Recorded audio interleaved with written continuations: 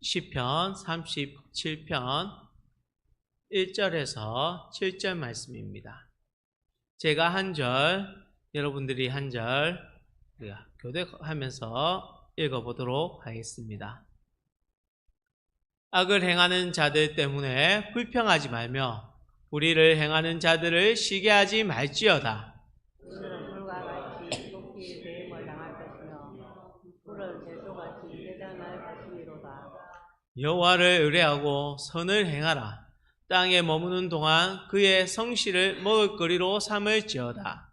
또 여호와를 기뻐하라. 그가 내 마음의 소원을 내게 이루어 주시리로다. 내 길을 여호와께 맡기라. 그를 의지하면 그가 이루시고 내 의를 빛같이 나타내시며 내 장애를 영원히 빛같이 하시리로다. 같이 읽도록 하겠습니다. 여호와 앞에 잠잠하고 참고 기다리라. 자기의 길이 형통하며 악한 꾀를 이루는 자 때문에 불평하지 말지어다. 아멘. 오늘은 바르게 살아봅시다라는 제목으로 제가 말씀을 준비해봤습니다.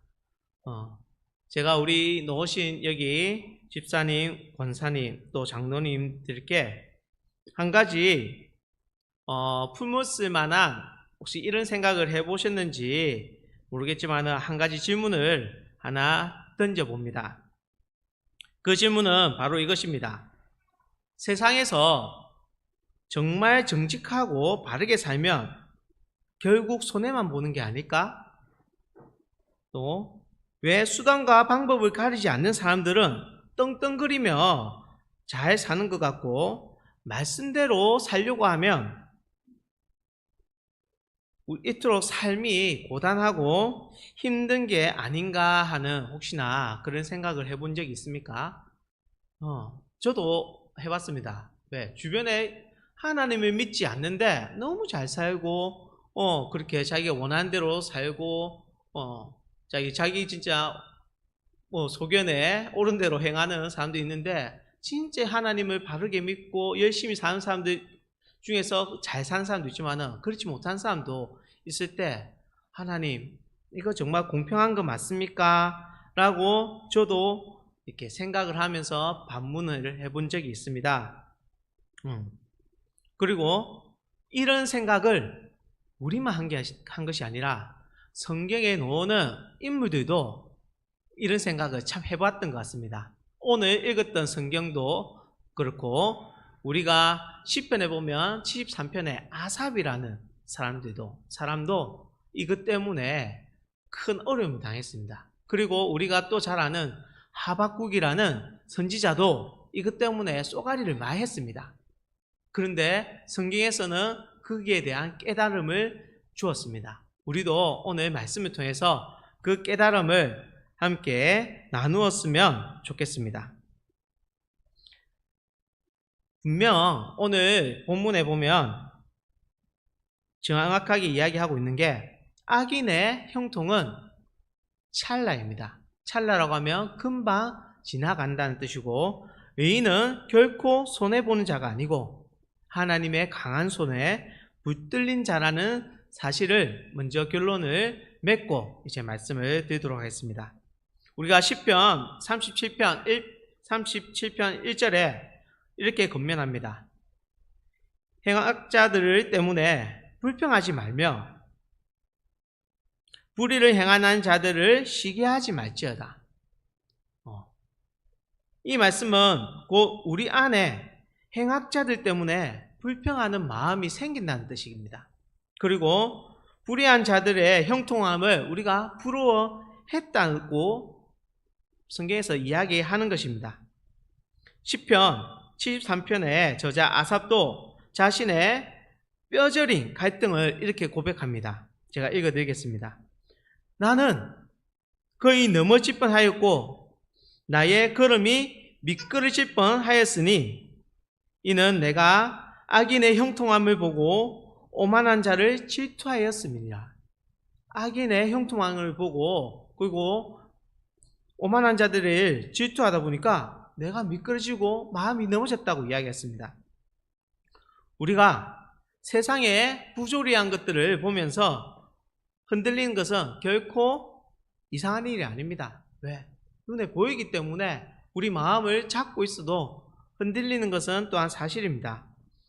또한 거짓말을 하고 속이는 사람이 득세하고 있고, 남의 눈에 피눈물이 흐르게 한 사람들이 자식 대대로 대물림하면서 호화롭게 사는 것 또한 우리가 뉴스라든지 아니면 경험을 당했을 수도 있습니다. 그러면 우리는 이렇게 생각하죠.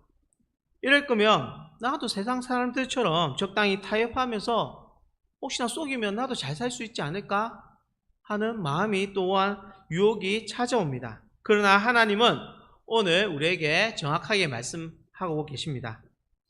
눈앞에 펼쳐진 짧은 장면만 보고 마음을 빼앗기지 말라는 것입니다. 하나님은 역사의 끝이고 인생의 마지막까지 주관하시는 분이시기 때문입니다. 우리가 시편 37편 2절은 악인이 어떻게 되는지를 우리에게 보여주고 있습니다. 같이 한번 읽도록 하겠습니다. 시작. 그들은 풀과 같이 속히 뱀을 당할 것이며 채소와 같이 세잔할 것임이로다. 아멘.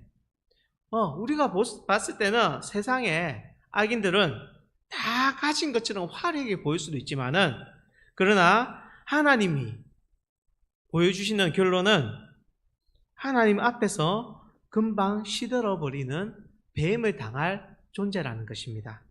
그리고 하나님 없이 쌓아 올린 부와 명예는 바람이 후 불면 사라질 모래성과 같은 것입니다.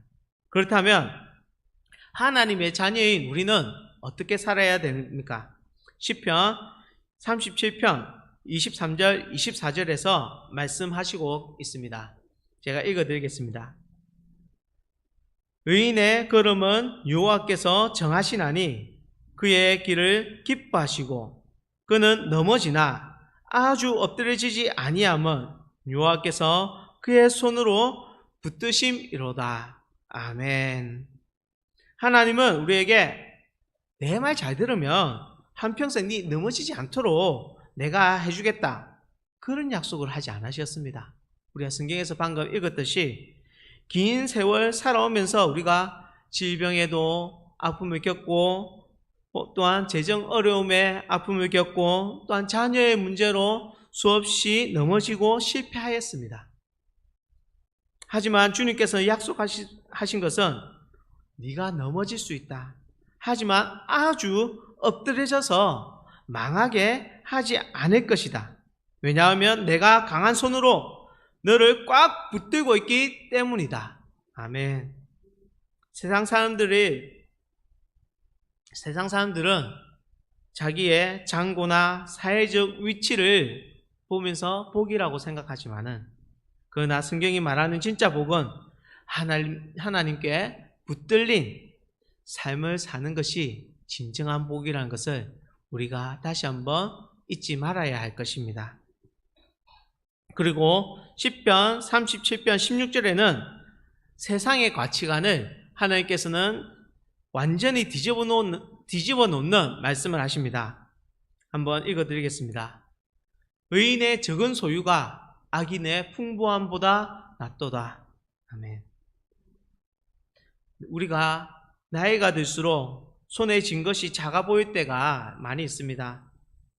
평생 성실하게 살았음에도 남들처럼 큰 재산을 모으지 못해 또한 자녀들에게 미안한 마음이 충분히 드실 수도 있습니다.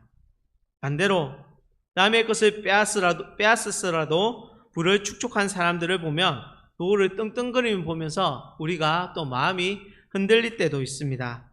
하지만 하나님께서는 분명히 말씀하십니다. 악인의 거대한 창고보다 의인의 소박한 식당이 훨씬 복되도다 라고 합니다. 왜 그럴까요? 그것은 인생에서 무엇을 얼마나 더 가졌냐가 중요한 것이 아니라 누구와 함께 있느냐가 중요하기 때문입니다. 손에 쥔 것이 적어도 내 곁에 생명이신 예수 그리스도가 계시다면 그 삶은 가장 안전하고 풍성한 삶이 됩니다. 남들보다 조금 뒤처져 보여도 조금 손해를 보는 것 같아도 하나님과 동행하고 있다면 여러분은 가장 성공한 길을 걷고 계시는 것을 잊지 말았으면 좋겠습니다. 우리가 앞에 말했듯이 우리가 이런 고민했던 것을 성경에서도 고민했던 사람들이 있습니다. 여기 시편 73편에 아삽이라는 사람이 억울해서 시달리다가 결국 한 장소에서 해담을 얻습니다. 시편 73편 16절, 17절 한번 찾아주시면 같이 한번 보도록 하겠습니다. 시편 73편 16절, 17절입니다. 함께 읽겠습니다. 시작. 내가 어쩌면 이를 알까 하여 생각한즉 심한 고통이 되었더니 하나님의 성소에 들어갈 때에야 그들의 종말을 내가 깨달았나이다. 아멘.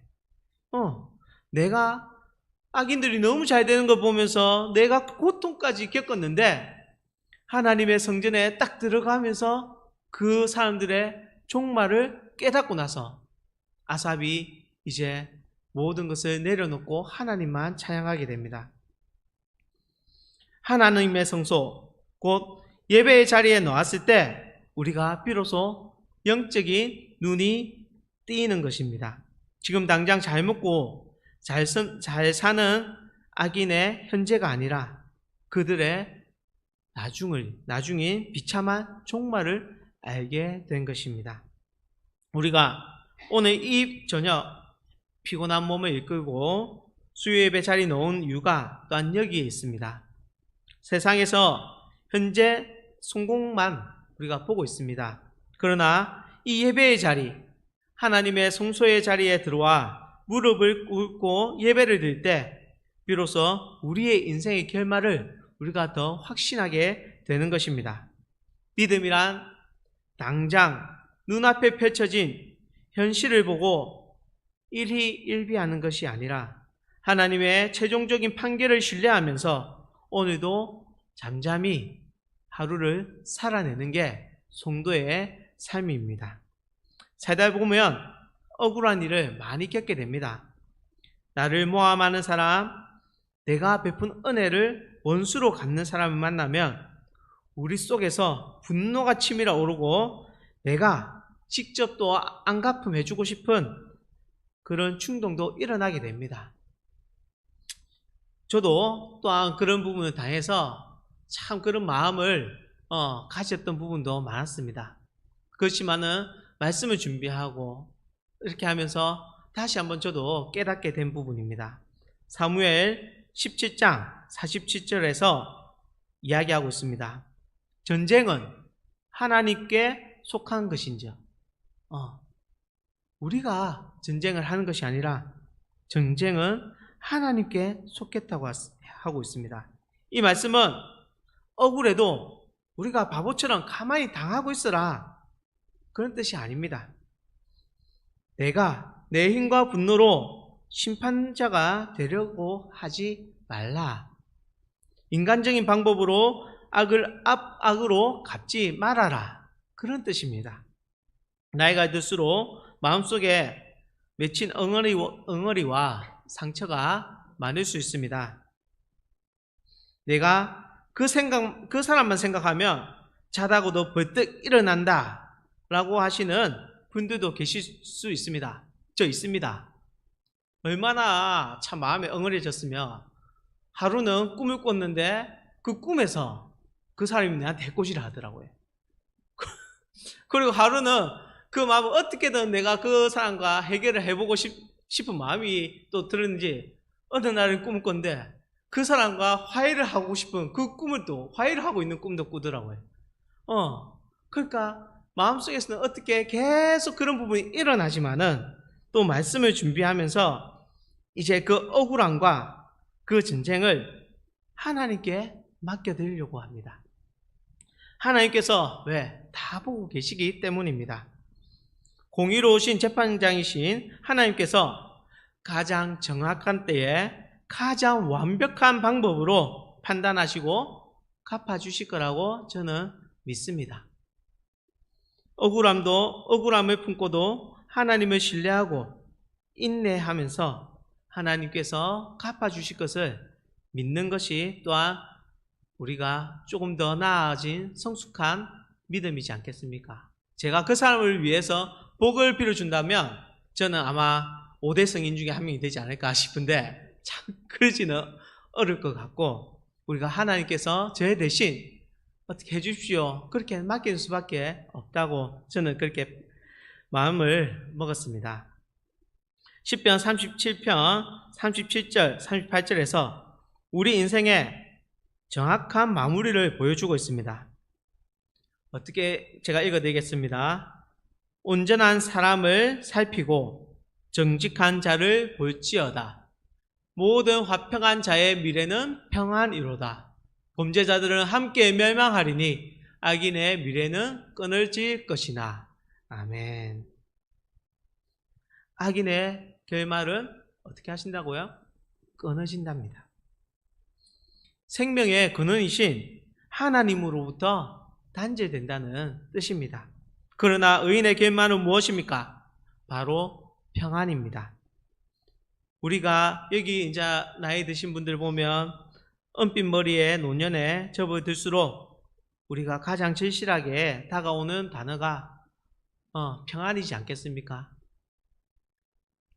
이 평안은 세상에 아무런 근심과 풍파가 없다는 뜻이 아닙니다.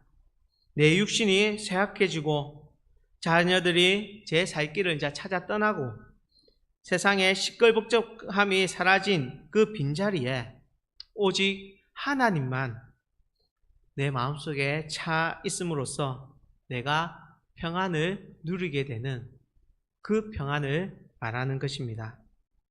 하나님의 손에 단단히 붙들려 영원한 천국을 우리가 바라보면서 누릴 수 있는 진짜 평안, 그것이 진정한 우리가 꿈꾸고 우리가 바라는 승리가 된다고 보여집니다. 이제 말씀을 맺도록 하겠습니다. 하나님은 불평하며 흔들리는 우리에게 오늘 시편 37편을 통해서 분명히 말씀해 주시고 계십니다. 여호와를 의뢰하고 선을 행하라. 여호와 앞에 잠잠하고 참고 기다리라. 하박국 선지자의 위대한 고백을 제가 읽어드리겠습니다. 하박국 3장 17절 18절입니다. 하박국 선지자도 똑같이 그런 고민을 했습니다. 왜 이스라엘 백성들은 이렇게 힘든데 다른 나라가 우리나라를 괴롭히는 걸 하나님께서 두고 보십니까? 그렇게 하면서 원망을 했는데 하박국 선지자가 깨닫고 나서 자기가 했던 고백입니다. 비록 잘 아는 우리 찬양으로도 있는 말씀입니다. 비록 무화과 나무가 무성하지 못하고 포도나무에 열매가 없으며 감람나무에 소출이 없으며 밭에 먹을 것이 없으며 우리의 양에 새끼가 없으며 외양간에 소가 없을지라도 나는 여호와로 말미암아 즐거워하며 나의 구원의 하나님으로 인해 기뻐하리라. 아멘.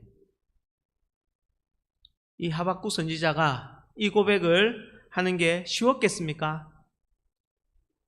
건강이라는 열매가 지금 떨어져 버리고 재정이라는 소출이 말라버리고 내가 뜻대로 되지 않는 자녀를 보면서 외양간에 텅 빈 것처럼 공허함을 느낄 때가 한두 번이 아닐 것입니다.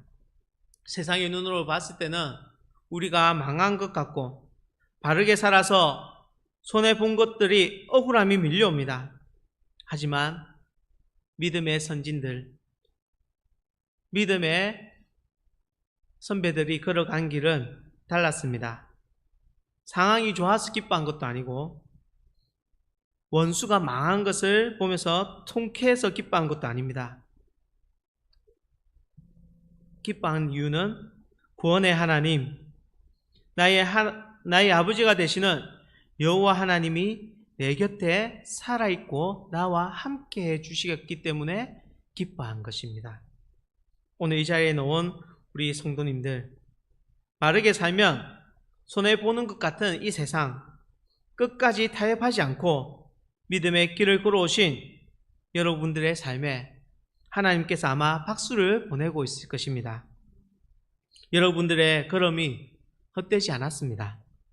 당장 눈에 보이는 열매가 없어도 하나님이 여러분의 삶을 단단히 붙들고 계신다는 것을 우리의 말씀을 통해서 이제 알게 되었습니다. 마지막 호흡이 닿는 그날까지 눈앞의 현실에 흔들리지 마시기 바랍니다. 내 삶의 결론을 하나님과 함께하면서 평안으로 맺어질 것을 기대하며 하나님을 신뢰하시기 바랍니다. 억울함은 하나님께 맡기고 남은 생애를 오직 여호와로 말미암아 기뻐하며 십자가의 그 좁은 길을 묵묵히 걸어가는 저와 여러분이 되시기를 기도하겠습니다.